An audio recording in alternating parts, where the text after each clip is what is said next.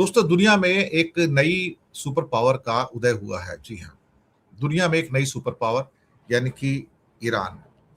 ये भी हिंदी में कहो तो एक नया विश्व गुरु आए हैं। तो विश्व गुरु ईरान है अब। ईरान ही वो देश है जिसने अमेरिका की हेजीमोनी को या अमेरिका की दादागिरी को चेतावनी दी, चुनौती दी और लड़ने भी बैठ गया उससे। अब हालात आज जबकि 13वां दिन है इस टाइम, तो 12 तारीख है तो 13वां दिन चल रहा है आज वॉर का। तो हालात इस किस्म के हैं कि जहां चीजें ईरान के फेवर में जाती हुई नजर आ रही हैं और अमेरिका सिर्फ खोखले वादे करता हुआ नजर आ रहा है कि जिसे क्या कहते हैं कि अ, ये सब मेरे अब मैंने टारगेट पूरे कर लिए हैं, अब कुछ नहीं होगा। और क्या कहते हैं कि बहुत सारी चीजें ऐसी हुई हैं। अमेरिका के 2 टैंकर जो इराक से तेल लेकर लेकर आ रहे थे, हॉर्मुज से बाहर जाने की कोशिश कर रहे थे, उन पर अटैक कर दिया और दोनों धू-धू करके जल रहे हैं। इस टाइम दोनों धू-धू करके जल रहे हैं और हालात इस कदर नाजुक हो गए हैं कि जहां पर अब अमेरिका दूसरों को कहता था कि आप अपने टैंकर्स को बिंदास होकर यहां से ले जाइए बाहर। आज उसी अमेरिका के 2 टैंकर ईरान ने उड़ा दिए और दोनों मुझे लगता है अब तो पर्शियन गल्फ में डूब भी चुके होंगे और उनकी शायद हो सकता है कई लोगों की मौत भी हुई है क्रू मेंबर की। तो ये दुखद खबर है जो आपको एश्योरेंस दे रहा है कि आप बिंदास होके साहस के साथ हॉर्मुज की खाड़ी से तेल लेकर जाइए। मैं देखता हूं कौन क्या करता है। तो एक पॉसिबिलिटी ये हो सकती है कि अब ईरान ने जो अटैक किया है उसको लेकर अब अमेरिका बौखला गया है। एक नई सुपर पावर का इमरजेंस हो रहा है दुनिया में। जी हाँ, नई सुपर पावर का जो जो एग्जिस्टिंग सुपर पावर है जिसको ये बताने की कोशिश कर रहा है कि तेरे अंदर इतनी ताकत है नहीं, तू सिर्फ एक फूला हुआ गुब्बारा मात्र है, इससे ज्यादा तेरे अंदर कोई ताकत वाली चीज बची नहीं है। तो ये अपने आप में एक ऐसी चुनौती पेश की है जिस चुनौती को शायद हो सकता है कि मुझे लगता है अमेरिका फेस नहीं कर पा रहा है। अब स्ट्रेट ऑफ हार्मुज से मुझे लगता है कि भारत के जहाज अब शायद वहां से निकल जाएंगे, लेकिन निकलने के बाद यानी कि जो बाहर जा रहे हैं भारतीय झंडे वाले जहाजों को, जी अब इंडिया का फ्लैग लगा है तो उसको नहीं रोकेगा। और ये अभी जो बातचीत हुई है ये उसका नतीजा निकलेगा। लेकिन क्या ये जहाज फिर वापस आकर फिर से तेल ले पाएंगे, ये प्रश्न अभी तक है। इसके बारे में कोई क्लैरिटी यहाँ पर नहीं है कि ये वहां पर वापिस आकर तेल लेकर फिर से क्या भारत आ पाएंगे। तो भारत का तो ऑलमोस्ट 50-60% जो तेल है वो यहां से आता है। अब कोशिश ये है कि जो भारत के 27 जो जहाज फंसे हुए थे कि वो वहां पर निकल कर आ जाए। चलिए एक थोड़ी सफलता मिली है, इसमें कोई शक वाली बात नहीं है। लेकिन हाँ, इतना तो मैं कह सकता हूं कि एक नई सुपर पावर जो है वो तो ईरान है। नया विश्व गुरु अब ईरान के रूप में उभर के आ रहा है, क्योंकि ईरान ही है जिसने अमेरिका के सामने घुटने नहीं टेके हैं। और कहीं ना कहीं इस बात का एहसास हो गया है कि आ, ईरान से अब शायद अमेरिका भी डरेगा। जैसे नॉर्थ कोरिया से अमेरिका डरता है और कुछ भी कहने से डरता है, कुछ भी करने से डरता है, या रशिया से डरता है, चाइना से डरता है, शायद अब ईरान भी उन शक्तियों में शामिल हो जाएगा जिससे अमेरिका डरेगा या इजराइल भी डरेगा कि 4 बार सोचेगा कि अब इसके ऊपर हमला किया जाए या ना किया जाए। क्योंकि ईरान के पास हॉर्मुज की खाड़ी को ब्लॉक करने का एक ऐसा साधन बन गया है जिसका कोई तोड़ देखा जाए तो वहां पर नहीं है।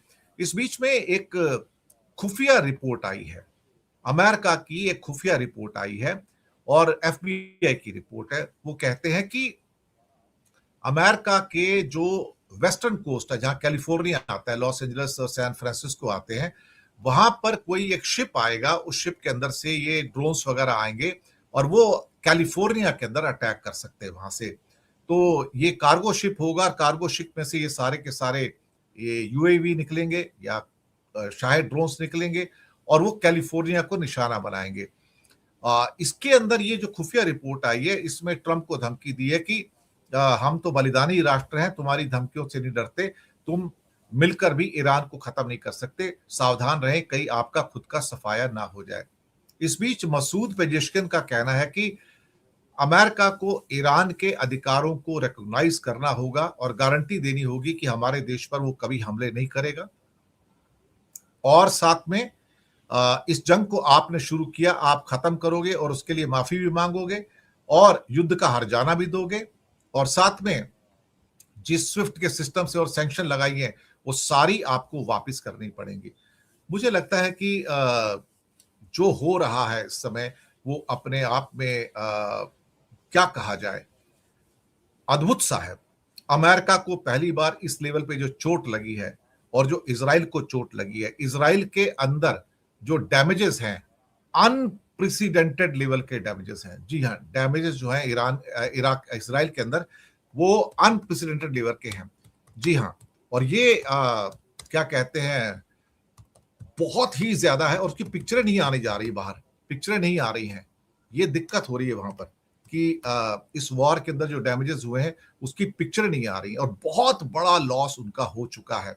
और जब से ये क्लस्टर बॉम्बिंग हो रही है और इसमें उन्होंने बताया है कि जो उनके लॉसेस हैं पर वीक ये करीब $3 बिलियन हैं। और अभी जो बिल्डिंग्स टूट रही हैं, जो मैसिव जो अटैक हो रहे हैं, ड्रोन के हैं, बैलिस्टिक मिसाइल के हैं, हाइपरसोनिक मिसाइल के हैं, तो ये अपने आप में एक क्या कहते हैं कि बहुत ही बड़ा है। और टोटल लॉसेस जो हो सकते हैं, ये हो सकता है कि सैकड़ों $1 बिलियन के ऊपर आ जाए।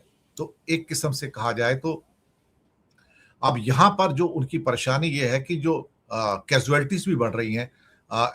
मिनिमम अभी तक के अनुमान है कि 24 से ज्यादा लोग मारे जा चुके हैं, लेकिन वो बता नहीं रहे एक्चुअली।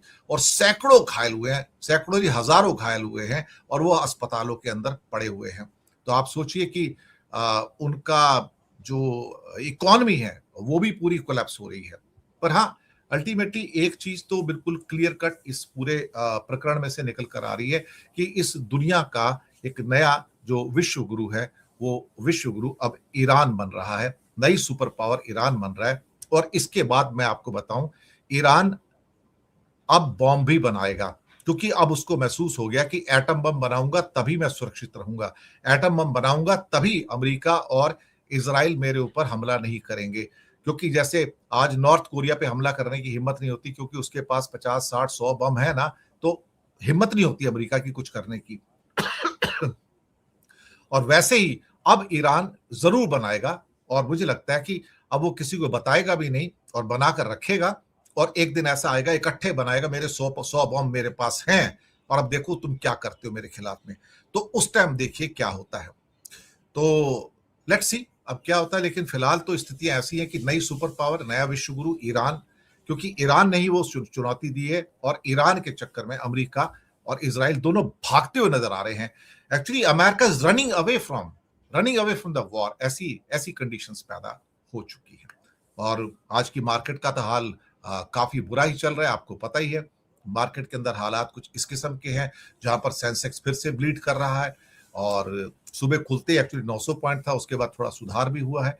लेकिन फिलहाल स्थितियां रुपए की भी नाजुक है। 92 रुपीज और करीब करीब 30-35 पैसा इस टाइप से चल रहे थे। क्रूड ऑयल ऑलरेडी 100 के ऊपर चला गया आज। तो कोई भी देखा जाए तो जो खबर है वो खुशनुमा खबर नहीं है। सारी की सारी खबरें जो हैं वो परेशान करने वाली खबरें हैं।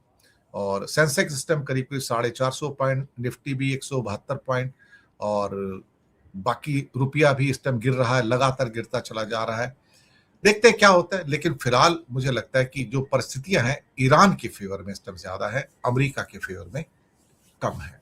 तो बहुत बहुत शुक्रिया आपका। चैनल को सब्सक्राइब कीजिएगा और हो सके तो छोटी छोटी आर्थिक मदद भी कर सकते हैं। उसके सारे हमने लिंक्स नीचे डिस्क्रिप्शन में भी दिए हैं। धन्यवाद आप सबका। मिलते हैं जल्दी अगले अंक में। शुक्रिया आपका।